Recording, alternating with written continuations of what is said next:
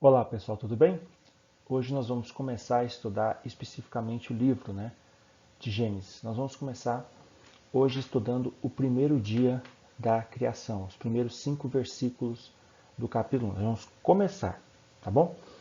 Pessoal, tem uma frase muito interessante que vai balizar o nosso caminho aqui no estudo.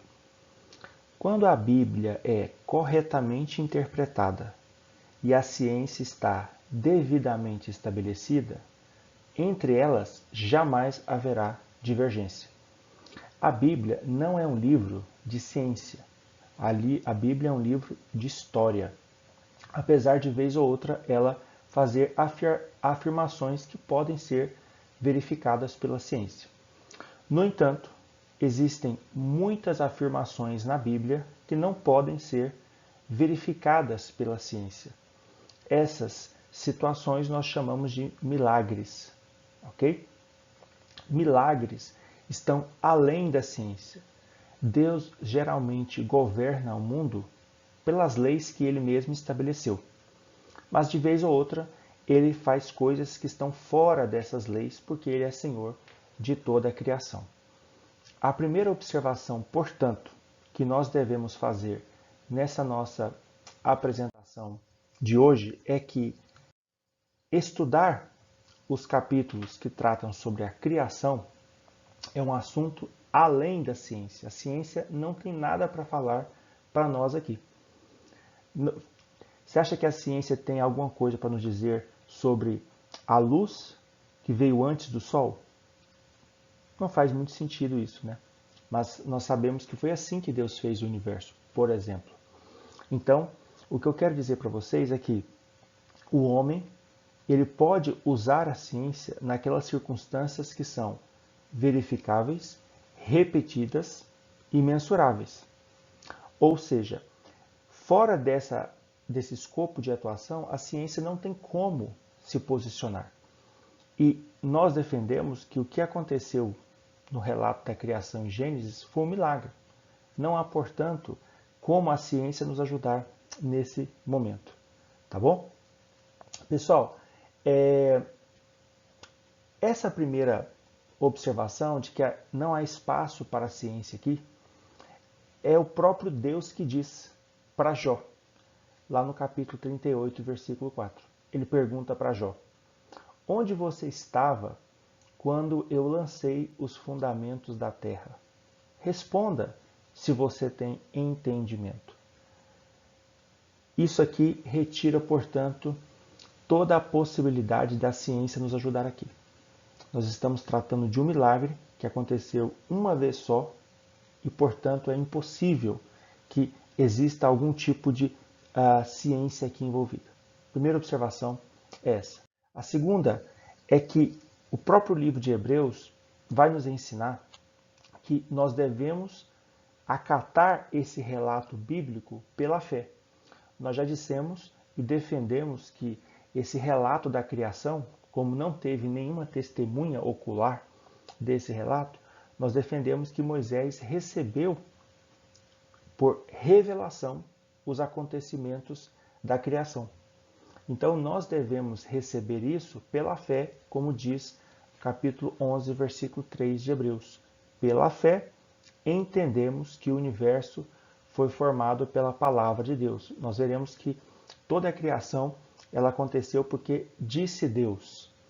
Assim, o que nós vemos hoje, o universo visível, originou-se daquilo que não se vê.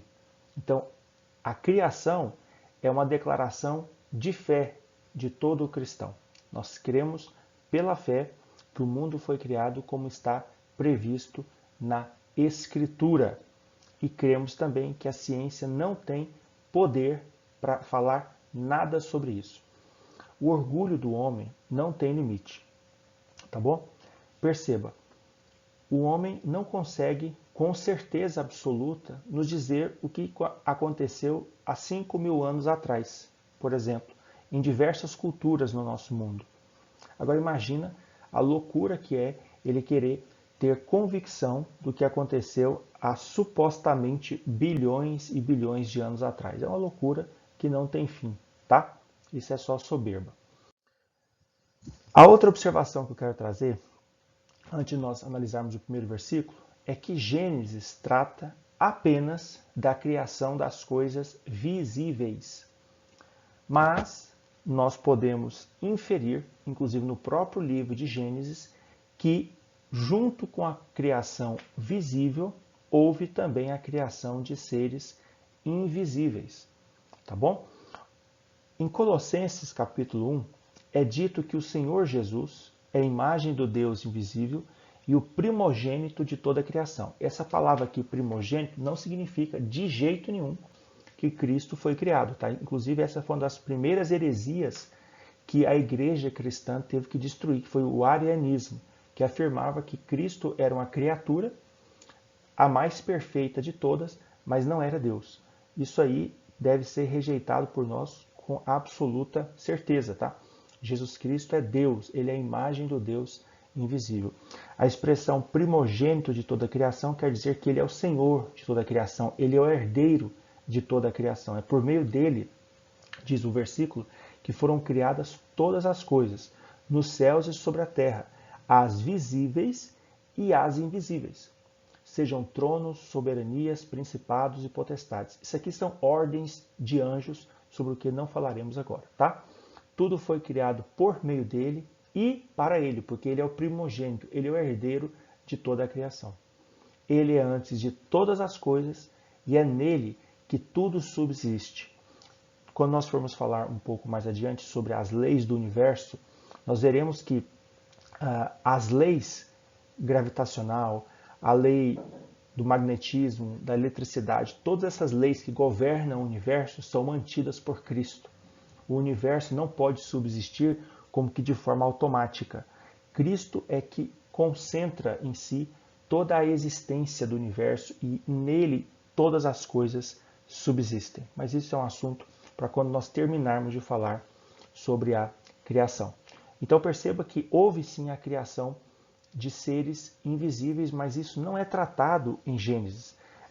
Agostinho, São Tomás de Aquino e vários outros teólogos querem descobrir o momento em que os anjos foram criados. Eu, sinceramente, acho isso irresponsabilidade, porque a Escritura não fala sobre isso. A Bíblia não fala sobre isso.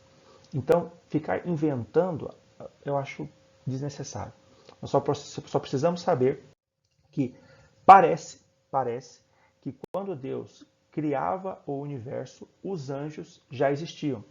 Esse versículo em Jó aqui, ele dá a entender isso. Olha só o que diz. Deus perguntando para Jó, nós já lemos esse versículo, mas agora eu vou ler todo o trecho. Onde você estava, Jó, quando eu lancei os fundamentos da terra? Responda se você tem entendimento. Quem determinou as medidas da terra, se é que você o sabe? Ou quem estendeu sobre ela uma linha de medir? Sobre o que estão firmadas as bases da terra? Ou quem lhe assentou a pedra angular, a pedra fundamental? Quando as estrelas da alva, juntas, alegremente cantavam, e todos os filhos de Deus gritavam de alegria. Essa expressão, filhos de Deus, no livro de Jó, sempre refere-se a seres espirituais, tá? Aos anjos. Então, provavelmente, veja que aqui Deus está falando sobre o relato da criação e está dizendo que quando ele criava o mundo, os seus filhos, os filhos de Deus, os anjos, gritavam de alegria. Então, é provável que durante a criação do mundo foi que Deus criou os anjos. Antes da criação do mundo, ao que parece, não existia nada além de Deus. E após o sexto dia da criação, também parece que Deus não criou mais nada, pelo menos não nada visível. Então é provável sim que os anjos tenham sido criados durante os 6 dias da criação. Mas ir além disso, eu acho que é perigoso, tá bom? Fazer interpretações simbólicas ou espirituais do texto, eu não acho adequado, porque lembre-se que Moisés está, a princípio, escrevendo o livro de Gênesis para aqueles israelitas que estão no deserto. Então nós temos que interpretar, antes de mais nada, o livro de Gênesis com essa perspectiva. O que eles entenderam sobre isso? Veja que Moisés não dá a entender a criação dos anjos. Ele não fala sobre isso. Ele só vai afirmar que eles existem, e tanto é assim que Em 2 relatos em Gênesis, nós vemos aparecendo anjos. O primeiro é a própria serpente. No livro de Apocalipse, fica muito claro que essa serpente era uma incorporação de Satanás. Satanás provavelmente incorporou-se em um animal real, uma serpente, e falou por meio dela. Tanto é que em Apocalipse vai referir-se a esse relato de Gênesis, dizendo: e foi expulso o grande dragão, a antiga serpente, que se chama Diabo e Satanás, o ser sedutor de todo mundo. Então, esse é o primeiro aparecimento de um ser angelical no livro de Gênesis.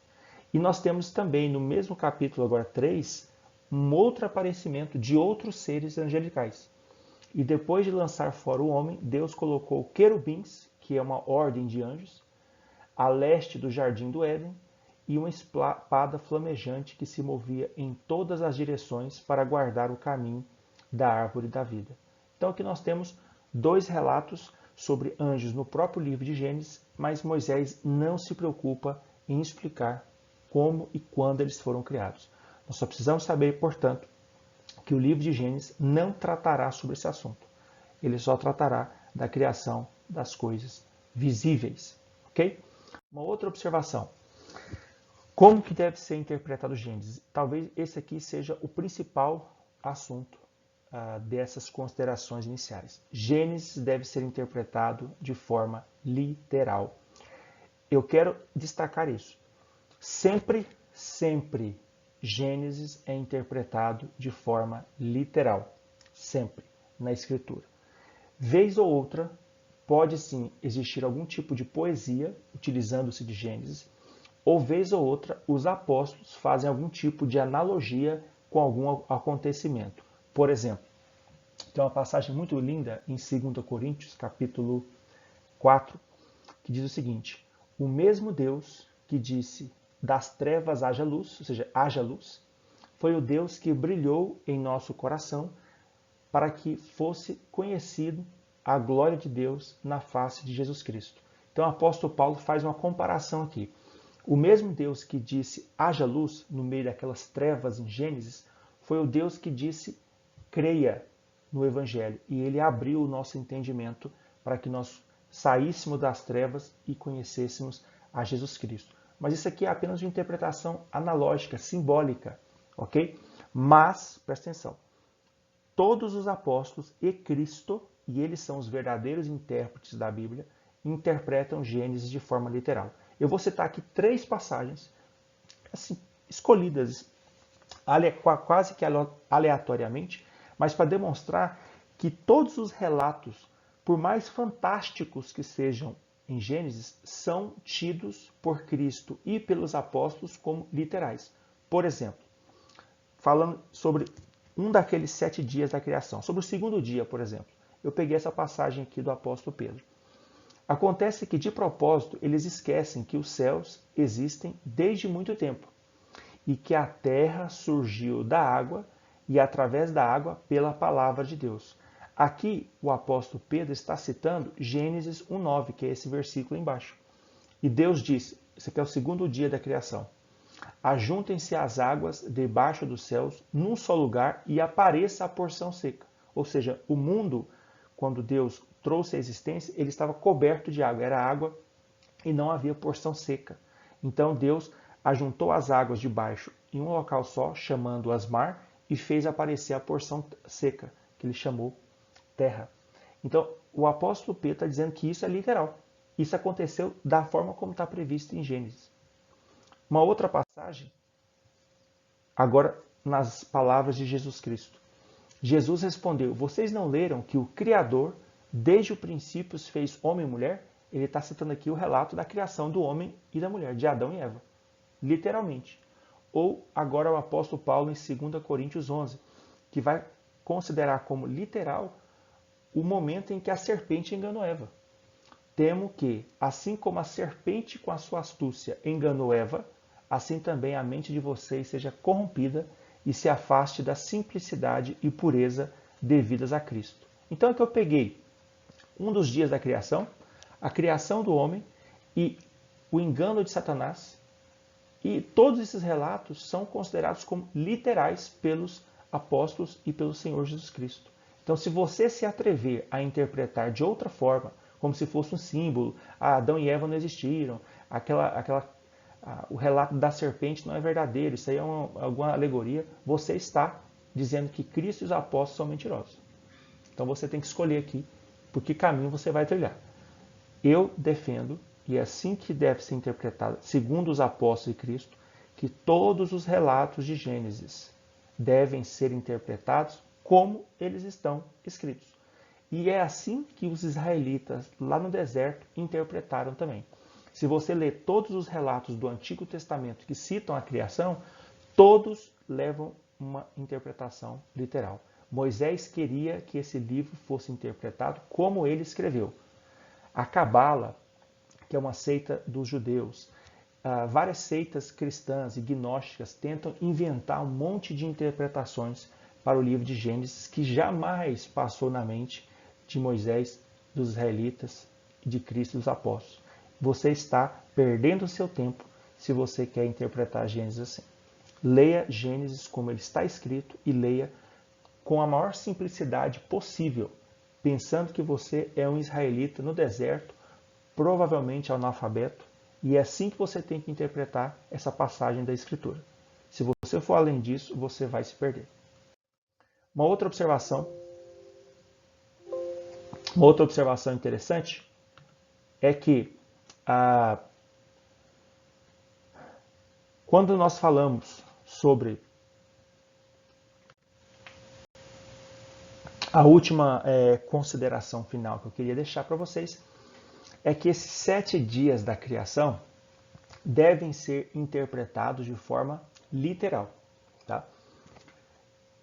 Durante toda a história da religião judaica e cristã, esses 7 dias foram interpretados como dias literais, sempre. Só a partir do iluminismo e principalmente com a teoria da evolução é que começou-se a viajar e querer interpretar esses dias como se fossem eras, como se fossem milhões e milhões de anos. O que muitos teólogos quiseram fazer foi pegar a teoria da evolução e tentar encaixá-la na escritura. E aí você vai ver os maiores absurdos. Porque a teoria da evolução, hoje como nós a conhecemos, depois dos seus principais desenvolvimentos, afirma que vamos ter bilhões e bilhões de anos, né? E aí você pode viajar o tanto que você quiser. E aí, muitos cristãos irresponsáveis, querendo ser agradáveis ao mundo, começaram a impor essa interpretação absurda ao texto. Você imagina, você acha que um judeu, lá no deserto, ao ler esse relato, ia imaginar que cada dia desses configura-se em milhões e bilhões de anos? É ridículo, tá? Isso aí é realmente um cristão que quer agradar ao mundo. Nós defendemos que cada dia desse de Gênesis é um dia comum. Foi o próprio Deus que fala isso na Escritura. E se nós quisermos saber realmente o que esse dia significava, é só você ver o que o próprio Moisés fala sobre isso, porque foi Moisés que escreveu Gênesis. Então, mais do que ninguém, ele sabe o que esse dia significa. Lá em Êxodo 20, quando vocês veem o mandamento do sábado, vocês verão que os judeus tinham que guardar o 7º dia, porque em 6 dias Deus fez o mundo e no 7º ele descansou. Então, Moisés está recapitulando os dias da criação e dizendo que assim como Deus fez o mundo em 6 dias e no 7º descansou, os judeus também têm que trabalhar 6 dias e descansar no 7º. Ponto final. Não existe outra interpretação. Não existe outro. Você querer impor ao texto algo diferente disso, você está indo além do que afirma a Escritura. É muito simples, tá bom? Então, os 7 dias sempre foram interpretados como literais. Só passou a ser interpretado com esse absurdo de considerar como se fossem eras depois da teoria da evolução, praticamente. Iluminismo, Revolução Francesa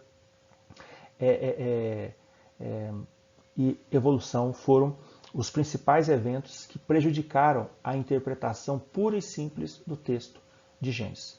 Ok? Pronto. Tendo posto essas considerações, eu queria ler o relato do primeiro dia e aí nós vamos ficar apenas em um tópico hoje, tá bom? Olha o que diz a Escritura que aconteceu no primeiro dia da criação. Diz a palavra de Deus: no princípio, Deus criou os céus e a terra. A terra, quando Deus a criou, era sem forma e vazia. Havia trevas sobre a face do abismo e o Espírito de Deus se movia sobre as águas. Então Deus disse: haja luz, e houve luz. E Deus viu que a luz era boa, e fez separação entre a luz e as trevas. Deus chamou a luz dia e chamou as trevas noite. Houve tarde e manhã. Esse foi o primeiro dia. Então, até esse próprio texto aqui já faz a separação que nós conhecemos hoje. Um dia ele é composto por tarde e manhã. É porque na tradição judaica, um dia ele é contado do pôr do sol até o pôr do sol do outro dia. Nós contamos o nosso dia da meia-noite até a outra meia-noite, né? Os judeus não contam assim, eles contam do pôr do sol até o pôr do sol do outro dia. Então, parece, tá? Quando Deus criou o mundo, era trevas, estava trevas. Então, como se foi o período da noite naquele primeiro dia. Depois, Deus criou a luz. E aí, o que nós temos aqui? Ó? O dia começou aqui nas trevas, certo? Passou as 12 horas de trevas. Deus criou a luz, passou as 12 horas de luz. E aí, foi o primeiro dia, tá? Pessoal, eu queria hoje me deter apenas nessa expressão no princípio. Aqui são necessárias algumas considerações e nos próximos vídeos a gente analisa o restante dos acontecimentos milagrosos, que aconteceram no primeiro dia da criação. Essa expressão no princípio é o que dá o nome ao livro de Gênesis, tá? Gênesis é uma palavra grega, tá? Que vem justamente desse início, no começo, Bereshit, no hebraico, tá? É daí que tira-se o nome do livro de Gênesis, essa expressão. Mas o que esse princípio quer dizer? Primeira observação. Quando você vai lá no Evangelho de João, João começa o seu Evangelho parecido com Gênesis. Não sei se vocês já perceberam isso. Ele vai dizer que no princípio era aquele que é a palavra. Ele estava com Deus e era Deus. Ele estava com Deus no princípio. Todas as coisas foram feitas por intermédio dele e sem ele nada do que existe teria sido feito. Perceba que eu coloquei o versículo, uma parte verde e uma parte em azul. Porque esse princípio aqui do apóstolo João, a maioria dos teólogos entende que não é o mesmo princípio de Gênesis, tá? Porque o que João está querendo dizer é que Jesus Cristo, o Filho de Deus, ele é Deus eterno, junto com Deus o Pai e com Deus o Espírito Santo. Então, esse princípio aqui não diz respeito ao mesmo princípio de Gênesis. O princípio lá de Gênesis, ele vai começar aqui, ó, todas as coisas foram feitas por intermédio dele, porque nós vimos que no princípio Deus criou os céus e a terra. Então esse princípio aqui que está em verde no livro de João é aquele primeiro momento em que João teve conhecimento de que Cristo existe desde a eternidade. Cristo é Deus para sempre. Cristo é o grande eu sou, tá? Se nós formos fazer uma comparação com esse versículo aqui do apóstolo Paulo, nós vamos ver que essa parte em verde, ela refere-se a essa parte aqui em verde também. Cristo é antes de todas as coisas. Mas nós vimos aqui em João que todas as coisas foram feitas por meio dele, e aqui o apóstolo Paulo diz, e nele tudo subsiste. Então, esse princípio de Gênesis é o princípio da criação de Deus. Mas Cristo é antes de todas as coisas, Deus bendito para sempre. Tá bom? Mas o apóstolo João, sim, ele pega o livro de Gênesis e utiliza a sua estrutura para iniciar o seu evangelho fazendo uma comparação. Tá bom? Pessoal, esse princípio foi um momento no tempo. Foi o princípio do tempo como nós o conhecemos. A história do universo começa quando Deus criou os céus e a terra. Antes, como nós já vimos no nosso primeiro vídeo, era a eternidade passada.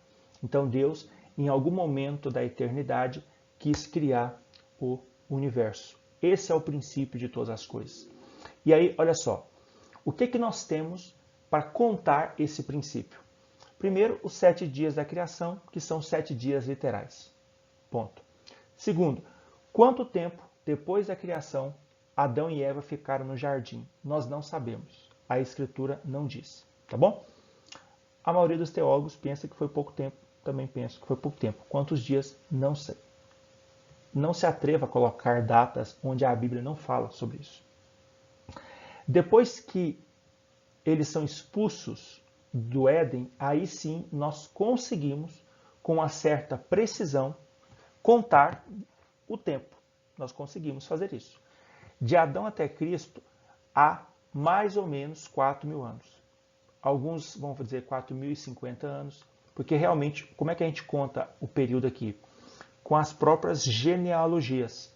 A Bíblia ela é muito cuidadosa em afirmar Adão foi pai desse homem, que foi pai desse, que foi pai desse. Você consegue, com uma certa precisão, não exata, jamais, estabelecer que houve um período de tempo não muito maior do que 4.000 anos entre Adão e Cristo. E de Cristo até nós fica mais fácil. Nós temos mais ou menos 2.020 anos, né? Cristo nasceu aproximadamente no ano 4º antes de Cristo, tá? Porque o nosso zero não está correto. O padre que fez essa contagem para nós termos o calendário a respeito do nascimento de Cristo errou. Provavelmente Cristo nasceu no ano 4º antes de Cristo, aproximadamente, tá bom? Eu não quero jamais estabelecer uma data fixa para isso. Isso não é necessário. Nós só precisamos saber que aproximadamente o mundo, como descrito na Bíblia, certo? Tem aproximadamente 6.000 anos. Você vai falar assim, mas isso é impossível, Ismael. Isso é ridículo. Porque a ciência vai dizer que nós temos milhões e milhões e bilhões de anos. Tá? Presta atenção. Esse aqui é um esqueminha que depois você pode parar o vídeo aí se você quiser ver, mas aqui nós temos a contagem. Aqui nós temos a contagem começando de Adão, certo? E aqui como se fosse antes de Cristo. Como eu te disse, essas datas, pessoal, elas têm divergência. Muitos teólogos divergem em datas, mas fica por torno de 6.000 a 6.500 anos, mas no máximo, tá bom? Mais do que isso aí realmente é difícil. Você fixar exatamente uma data é muito complicado. Tem teólogo que até fixou exatamente o dia em que o mundo foi criado. Isso aí é muito difícil, se eu não me engano, é impossível, tá bom? Mas é só para nós termos uma noção de tempo. Nós não precisamos ter uma exatidão, porque isso não é questão de fé bíblica, tá bom? Isso é uma questão apenas de contagem de tempo, para nós termos uma noção. E sempre, até antes da teoria da evolução, isso era quase que unânime na academia. Lembre-se que antes do iluminismo e a derrota que isso trouxe para a ciência, todos os grandes cientistas eram homens muito tementes a Deus. E a maioria deles cria numa terra jovem, tá bom? Numa terra de não muito mais do que 6.000 anos, contados, claro, a partir da nossa época agora. Pessoal, o que vocês precisam saber é o seguinte: não tem como você conciliar a visão naturalista dos ateus de que o universo tem 14 bilhões de anos e a Terra teria 4,5 bilhões de anos. Essas datas aqui, calculadas de forma muito absurda, tá bom? Baseiam-se na teoria do Big Bang. A visão cristã ortodoxa, e eu estou colocando aqui essa palavra com destaque, porque muitos cristãos acreditam que a Terra tem bilhões e bilhões de anos, tá? Se submeteram à visão naturalista, infelizmente, e não seguem a visão cristã ortodoxa, que é a da Terra com aproximadamente 6.000 anos, um pouco mais, com certeza. Tá legal? Como é que eu faço isso? Eu aqui, pessoal, não tenho condições de explicar todas as provas científicas que sustentam uma Terra jovem. Não vou fazer isso. Se você quiser, em português, existe um professor que eu gosto muito e até hoje não encontrei nada com o que eu divirjo dele, que é o professor Adalto Lourenço. Ele é um físico renomadíssimo, cristão, e ele defende essa mesma posição, que é a posição cristã ortodoxa. E ele ali dá todos os fundamentos teológicos e científicos para a sustentação de que a Terra é uma Terra jovem. Jovem, pessoal, quando a gente compara com esses absurdos aí, desses bilhões e bilhões de anos, tá bom? Se você tiver interesse, eu aconselho, coloque aí no YouTube, professor Adalto Lourenço, e ouça tudo que você puder dele. Você pode ter certeza que a sua fé será muito animada com as provas que ele dá, que não chegam a nós, porque toda a academia foi tomada, né, por pessoas que são ateias ou que não creem no que diz a Escritura. Mas eu só estou dizendo uma coisa, não tem como você conciliar essas duas visões. São visões diametralmente opostas. Tá bom? Não tente se submeter à visão naturalista, dizendo que aqueles dias da criação são dias, são eras, são milhões e bilhões de anos. Isso não cabe no texto, tá bom? Ou você crê na Escritura, ou você vai ter que crer nos naturalistas. Não tem como você crer nos dois. A partir do próximo vídeo, a gente continua, portanto, tratando sobre os outros aspectos do que aconteceu no primeiro dia da criação. Um grande abraço.